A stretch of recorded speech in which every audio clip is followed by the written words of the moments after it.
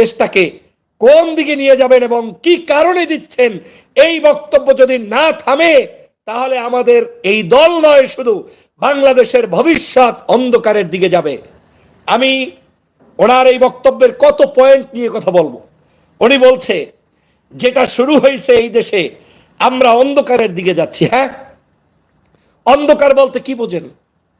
16 বছর পর্যন্ত অন্ধকারে ছিলেন না, ভোট দিতে পারে নাই, মাহফিলগুলোতে আক্রমণ হয়েছে, তাফসীর মাহফিল বন্ধ হয়েছে, 144 ধারা জারি করা হয়েছে, সাইদি সাহেবকে হত্যা করা হয়েছে, আলেমদেরকে জেলে নেওয়া হয়েছে, মামুনুল সাহেবকে বিনা বিচারে জেলের মধ্যে বন্দী রেখেছে, শত শত আলেমদেরকে জেলের মধ্যে বন্দী রেখেছে। এই যে আজকে দেখলেন বিডিআর বিদ্রোহে পরিবারগুলো ধ্বংস হয়ে গিয়েছে, এখন 200 লোক সম্ভবত জামিন পেয়েছে, মিথ্যা মামলায় তাদেরকে, যারা দেশপ্রেমিক তাদেরকে জেলের মধ্যে বন্দী রেখেছে। এই রকম কত শত হাজার অভিযোগ রয়েছে। আজকের সেই জায়গায় আপনার খবর নাই, আপনি বলছেন দেশটা অন্ধকারের দিকে নিয়ে যাচ্ছে। অন্ধকার থেকে আলোর দিকে নিয়ে যাচ্ছে বিদায় কিছু কিছু মানুষের ঘুম নষ্ট হয়েছে। আজকের এই তত্ত্বাবধায়ক সরকার, ডক্টর মোহাম্মদ ইউনূস সরকারকে আমরা প্রতিষ্ঠিত করেছি, শেখ হাসিনার অ্যাবসেন্সে আমরা নিয়ে এসেছি। তার সব কাজ আমার পছন্দ নাও হতে পারে, আপনার পছন্দ নাও হতে পারে, কিন্তু better than Sheikh Hasina, better than Awami League, কারণ তাদের হাত থেকে দেশকে রক্ষা করেছি। এই সরকারকে আপনার অপছন্দ হলে তাতে কিচ্ছু যায় আসে না। আপনি এই সরকারকে কোলে টেনে নিয়েই যা করার তাই করতে হবে। আপনি তাকে বলতে গিয়ে, তার কাজগুলোকে অপছন্দ করতে গিয়ে এদেশের সভ্যতা, সংস্কৃতি, ইসলাম, ধর্ম এগুলো নিয়ে আপনি কথা বলতে পারেন না। হ্যাঁ, আপনি বলতে পারেন, যেমন আজহারি সাহেব বলেছে, শায়েখ আহমদুল্লাহ বলেছে, মাহফিল হয় রাতের বেলা যেন মাইক অতিরিক্ত সাউন্ড না হয়। আমি ধন্যবাদ জানাই তাদেরকে, এটা সুন্দর প্রস্তাবনা। কিন্তু এই মাহফিলগুলো পৃথিবীর কোন দেশে আছে, কোন দেশে চলছে? আপনার সিরিয়ায় নাই, লিবিয়ায় নাই, পাকিস্তানে নাই, কত উদাহরণ দিলেন। ওই সব দেশে যা যা আছে সেইগুলো কয়টা বাংলাদেশে আছে? আমাকে জবাব দেন, জবাব দেন, বাংলাদেশে কয়টা আছে ওইগুলো? বাংলাদেশে তো তার সংস্কৃতি আমার দেশে হবে না, আমার সংস্কৃতি তাকে চাপিয়ে দেওয়া যাবে না। যার দেশ তার নিয়মে চলবে, অতএব যার দেশকে তার নিয়মে চলতে দেওয়া উচিত। এই জায়গায় যারাই বর্গি বাজাচ্ছেন, আমার কাছে মনে হচ্ছে আপনারা দেশের 12টা বাজান ছাড়া ভালো কিছু করছেন বলে আমার কাছে মনে হচ্ছে না। আজকের এই ধরনের বক্তব্য দেওয়া থেকে বিরত থাকা উচিত এবং বাংলাদেশের আলেমদেরকে, ইসলাম প্রিয় মানুষদেরকে, শুধু আলেমদেরকে না, সকল ধর্মপ্রাণ মানুষদেরকে যার যার সভ্যতা সংস্কৃতি চালু করার উদাত্ত আহ্বান জানানো উচিত। বাংলাদেশে ওই কি বলে আপনার আমাদের সোহরাওয়ার্দী উদ্যানে রাজনীতিবিদরা সমাবেশ করে, ময়লা করে যায়, আবর্জনা করে যায়, টয়লেট পরিষ্কার করে না, কিচ্ছু করে না, কোনো দোষ হয় না। মাসের পর মাস সমাবেশ হয়, কোনো দোষ হয় না। ঢাকা শহর অবরুদ্ধ হয়, কোনো দোষ হয় না। কিন্তু একজন কওমি আলেম কিংবা ইসলাম প্রিয় কেউ যদি একটা সমাবেশ কইরা বসে, পরের দিন পত্র পত্রিকায় সমগ্র ঢাকা শহর ময়লা করে গেলেন আলেমরা। এই যে একটা সংস্কৃতি, আপনার যা কিছু সবকিছুতে অ্যালার্জি, এই অ্যালার্জি আমাদেরকে ধ্বংস করবে কেন রে ভাই?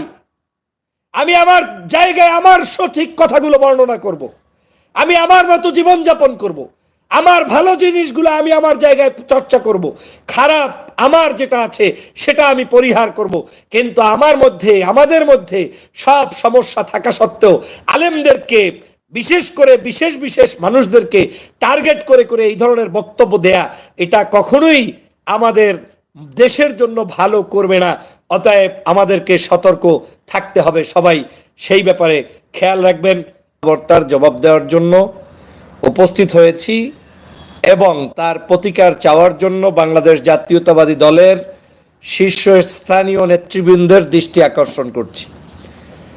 ব্যক্তিটির নাম আপনারা নিশ্চয়ই জানেন, ফজলুর রহমান, যিনি একসময় আওয়ামী লীগের নেতা ছিলেন, ওবায়দুল কাদের সাহেবদের সিনিয়র নেতা ছিলেন বলে তিনি পরিচয় দেন। তিনি বলেন তিনি আওয়ামী লীগ থেকে চলে এসেছেন, তাকে যথোপযুক্ত সম্মান দেওয়া হয় নাই, কাদের সাহেবদেরকে সম্মানিত করা হয়েছে বিদায় তাকে সেখানে মূল্যায়ন করা হয় নাই, তাই তিনি বিএনপি করেন। যে কারণেই তিনি করুক না কেন, তিনি বর্তমানে অবশ্যই বিএনপির একজন কেন্দ্রীয় নেতা, চেয়ারপারসনের উপদেষ্টা। তার মতো জায়গা থেকে সকাল সন্ধ্যা কি কারণে, উদ্দেশ্য প্রণোদিতভাবে হতে পারে, ভারতের মদদে হতে পারে, কোনো একটা এজেন্সির কোনো একটা বিতর্গত তরিকা মস্ক করার জন্য হতে পারে, কারো একটা এজেন্ডা বাস্তবায়নের জন্য হতে পারে, যে কারণেই হোক না কেন এরকম কয়েকজন ব্যক্তিকে নামিয়ে দেওয়া হয়েছে এই দলটাকে ধ্বংস করার জন্য, আর কিচ্ছু না। এই ধরনের কথাবার্তা যদি আরো 8-10 দিন চলতে পারে, তারপরে আর বাংলাদেশে আপনার বলার দরকার নাই যে আপনি ইসলামী মূল্যবোধের পার্টি কিংবা আপনি ইসলামী মূল্যবোধ রক্ষার জন্য কি ভূমিকা পালন করবেন, এটা আর জনগণকে শুনে কোনো লাভ হবে না। এই ভদ্রলোক তিনি বক্তব্য দিতে গিয়ে আক্ষেপ প্রকাশ করে বলছেন, ইন্টারভিউ দিতে গিয়ে, বাংলাদেশে যা হচ্ছে এখন, আলেম ওলামারা মাহফিল করছে, এই মাহফিলগুলো সৌদি আরব, Pakistan, Lebanon, Iraq, Iran, Syria, কোনো দেশে এই প্রচলিত বিধান নাই। বাংলাদেশে এগুলো যা হচ্ছে এটা একটা ধর্ম ব্যবসা, হেলিকপ্টার, গাড়ি, বাড়ি, যে যেখানে যাচ্ছে এগুলো হচ্ছে তাদের ব্যবসা, এগুলো কোনো মাহফিল না। প্রথম তার জ্বলন্তিটা কোথায়?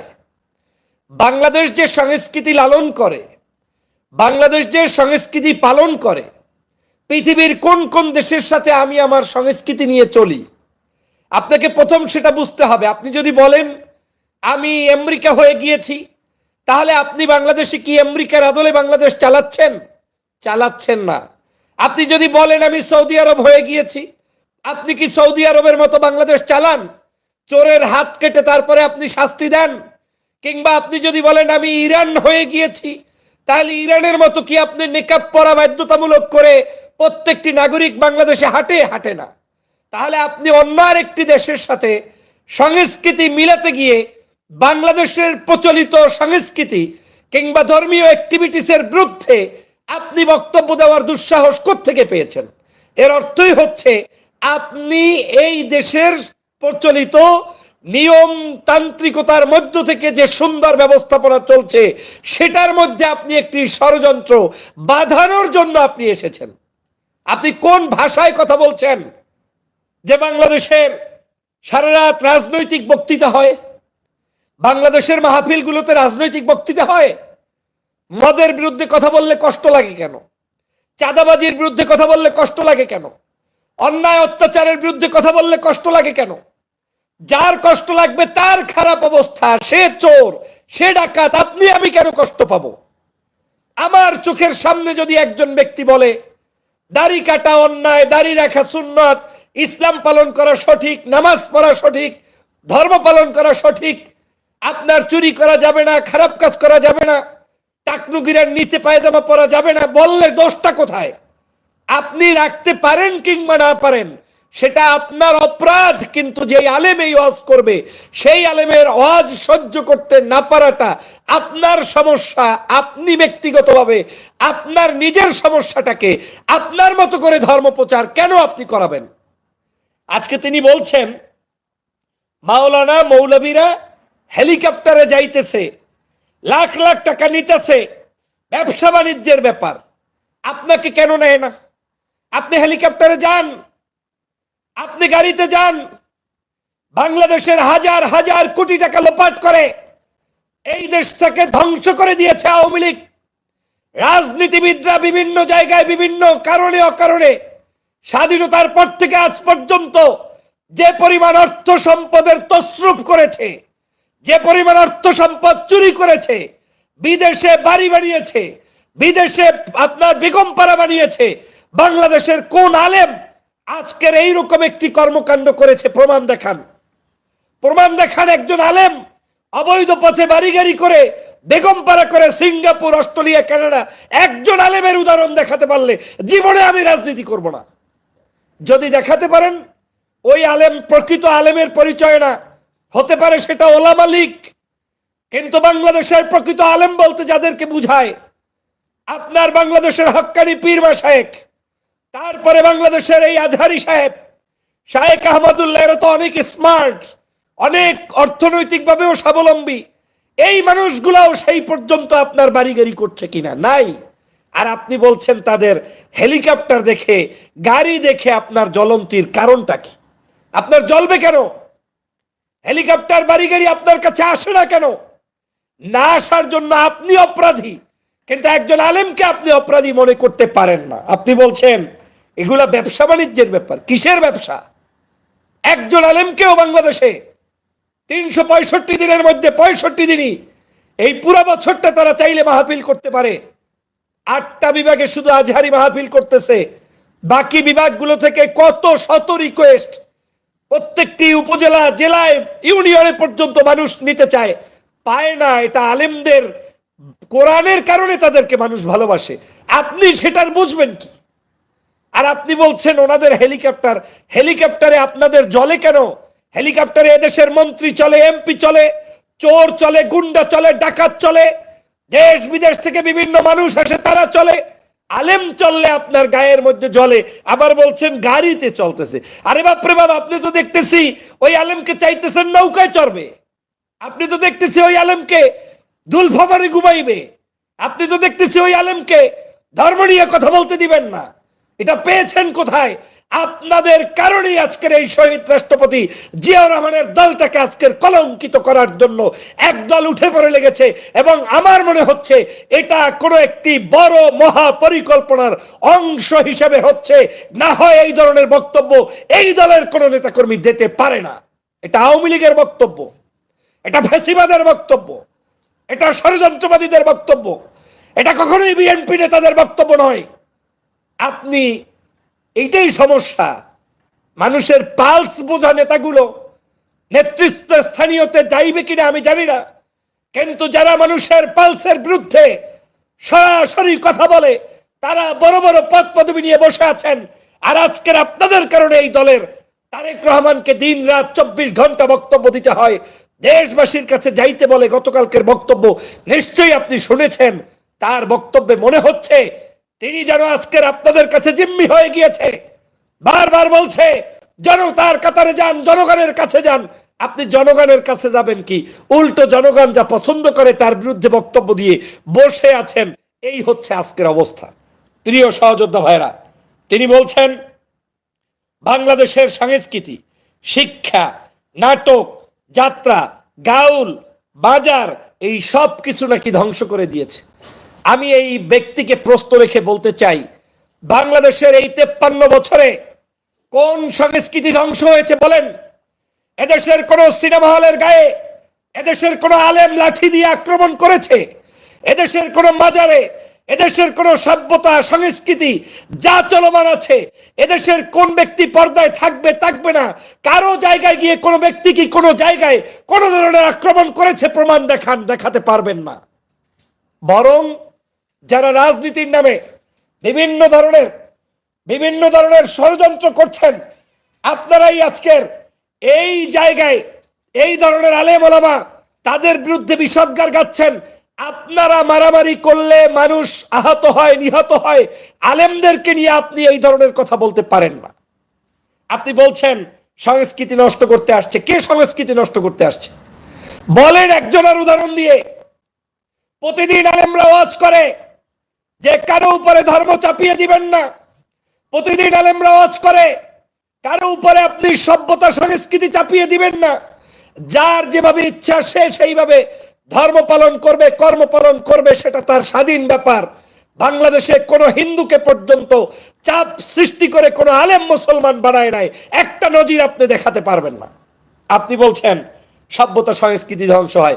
আরে বাপরে বাপ, এখন যদি কেউ যাত্রাপালা বন্ধ কইরা তাফসীর মাহফিলের আয়োজন করে, সেটার জন্য কি আমি দোষী?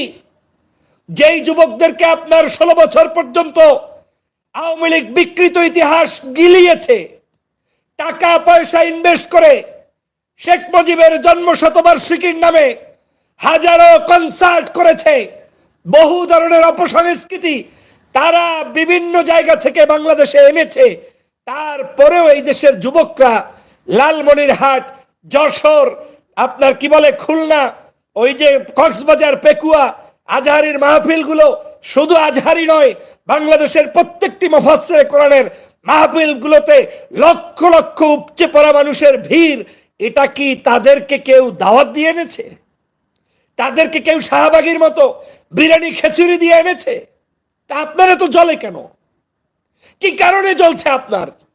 এখন যদি বাউল গান এই মাহফিলের পরে চলে, কেউ কোনো আপত্তি করে না, আমিও করি না। এই বাউল না, সংস্কৃতির যে কোনো অংশ বিশেষ বাংলাদেশের প্রত্যন্ত অঞ্চলে পর্যন্ত সিনেমা চলে, নাটক চলে, যাত্রা চলে, বাউল চলে, নজরুল গীতি চলে, সব সংস্কৃতি বলবাদ আছে, তাতে আপনার কোনো সমস্যা নাই। সমস্যা হয়েছে তাফসির মাহফিল, আলেমদের মাইক, আলেমদের মাহফিল, আলেমদের কার্যক্রম বৃদ্ধি হলো কেন? আলেমরা কেন হেলিকপ্টারে চলবে? আলেমরা কেন ওয়াজ মাহফিল করবে? আলেমরা কেন দিন রাত ওয়াজ মাহফিল করবে? এই জায়গায় আপনার সমস্যা। আপনি দেখেন না বিয়েবাড়ির ডেকসেট বাজিয়ে অনুষ্ঠান, আপনি দেখেন না ভোর রাত পর্যন্ত ক্লাবগুলোতে আড্ডা, আপনি দেখেন না রাস্তাঘাটে বিভিন্ন ধরনের সাংস্কৃতিক অনুষ্ঠান। আপনি শুধু দেখেন কি বাংলাদেশের ইসলাম প্রিয় জনতার এই কার্যক্রম। আমার কাছে মনে হচ্ছে এই বক্তব্য দিয়ে আপনি বাংলাদেশের প্রকৃত মানুষদের যে ভালোবাসা, সেটাকে এই দলের কাছ থেকে তাড়িয়ে দেওয়ার জন্য মাঠে নেমেছেন, না হয় আর কোনো উদ্দেশ্য থাকতে পারে না। কোনো উদ্দেশ্য নেই। এই দল এমন ভাবে আপনি ক্ষতিগ্রস্ত করছেন, বাংলাদেশের আপনার কাছে স্ট্যাটিস্টিক্স নাই। আপনি জানেন না এদেশের এখন বর্তমানে কত লক্ষ মসজিদ আছে, কত লক্ষ মাদ্রাসা আছে, কত লক্ষ কওমি আলেম আছে, কত লক্ষ ইসলাম প্রিয় জনতা আছে, কতগুলি ইসলামিক দল আছে। আপনি এদের বিরুদ্ধাচরণ করে, এদের সংস্কৃতি সভ্যতার বিরুদ্ধে গিয়ে আপনি তাদের বিরুদ্ধাচরণ করে দলের ক্ষতি করা ছাড়া কোনো উপকার করতে পারবেন না, পারবেন না। আপনি বলছেন কি চায় এরা? কেন কি চায় এরা? মানে কি বাংলাদেশের আলেমরা কথা বলার অধিকার নাই? কি চায় এরা? মানে কি এরা চায় বাংলাদেশকে দুর্নীতি মুক্ত করতে, এরা চায় বাংলাদেশকে সভ্যতার একটি সুন্দর জায়গায় নিতে, এরা চায় বাংলাদেশের শিক্ষা সংস্কৃতি সমগ্র জায়গায় মানুষের অধিকার প্রতিষ্ঠা করতে। আপনি বলছেন কি চায় এরা? দুনিয়ার সমস্ত কালচার শেষ করে দিয়েছে এরা। কালচার মানে কি? What do you mean by culture? আপনি কালচারের কি জানেন? কালচার ওইটা কি বলে? যেই অঞ্চলের মানুষ, ওই অঞ্চলের মানুষ, সর্বাধিক সংখ্যক মানুষ যেই সভ্যতা সংস্কৃতি কৃষ্টি কালচার প্র্যাকটিস করে নিজের জীবনে, পারিবারিক জীবনে, সামাজিক জীবনে, অর্থনৈতিক জীবনে, বৈবাহিক জীবনে, ধর্মীয় জীবনে, সেটা যেভাবে গড়ে ওঠে, ওটাই হচ্ছে একটা সভ্যতা, ওটাই হচ্ছে কালচার। বাংলাদেশের সভ্যতা এটাই। ঘরে ঘরে তাফসীর মাহফিল হবে, ঘরে ঘরে ইসলামের কথা চলবে, রাস্তায় রাস্তায় মিছিল করবে, মসজিদে মসজিদে তারা স্লোগান দিবে, হিন্দু হিন্দুর ধর্ম পালন করবে, মুসলমান মুসলমানের ধর্ম পালন করবে, আলেমরা আলেমদের খুতবা দিবে, আলেমরা আলেমদের কথা বলেই যাবে, আর ওই শিশুরা মক্তবে এসে কোরআন শিখবে। এটাই এদেশের কালচার। যদি আপনার এই কালচার পছন্দ না হয়, আপনি কালচার চেঞ্জ করে রাষ্ট্রে চলে যেতে পারেন। আপনি এই দেশের মানুষকে নিয়ে এই কথা বলতে পারেন না যে এই জন্য স্বাধীনতা হয়েছে। আরে কি জন্য স্বাধীনতা হয়েছে সেটা জনগণকে জিজ্ঞেস করেন। জনগণ যদি এই দেশের তাফসীর মাহফিল পছন্দ করে, জনগণ যদি এই দেশের ইসলামিক কালচার পছন্দ করে, জনগণ যদি এই দেশে হিন্দুদের কালচার পছন্দ করে, আপনার সমস্যা কোথায়? আমার বক্তব্য এখানেই যে আজকের এই বক্তব্য দিয়ে আজকের আমাদের এই দেশটাকে কোন দিকে নিয়ে যাবেন এবং কি কারণে দিচ্ছেন, এই বক্তব্য যদি না থামে, তাহলে আমাদের এই দল নয়, শুধু বাংলাদেশের ভবিষ্যৎ অন্ধকারের দিকে যাবে। আমি ওনার এই বক্তব্যের কত পয়েন্ট নিয়ে কথা বলবো। উনি বলছে যেটা শুরু হয়েছে এই দেশে, আমরা অন্ধকারের দিকে যাচ্ছি। হ্যাঁ, অন্ধকার বলতে কি বোঝেন?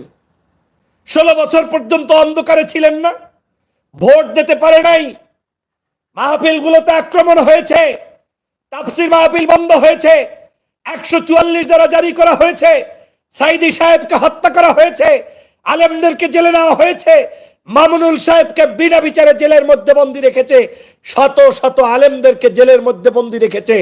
এই যে আজকে দেখলেন বিডিআর বিদ্রোহে পরিবারগুলো ধ্বংস হয়ে গিয়েছে, এখন 200 লোক সম্ভবত জামিন পেয়েছে।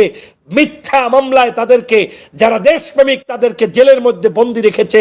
এই রকম কত শত হাজার অভিযোগ রয়েছে। আজকের সেই জায়গায় আপনার খবর নাই, আপনি বলছেন দেশটা অন্ধকারের দিকে নিয়ে যাচ্ছে।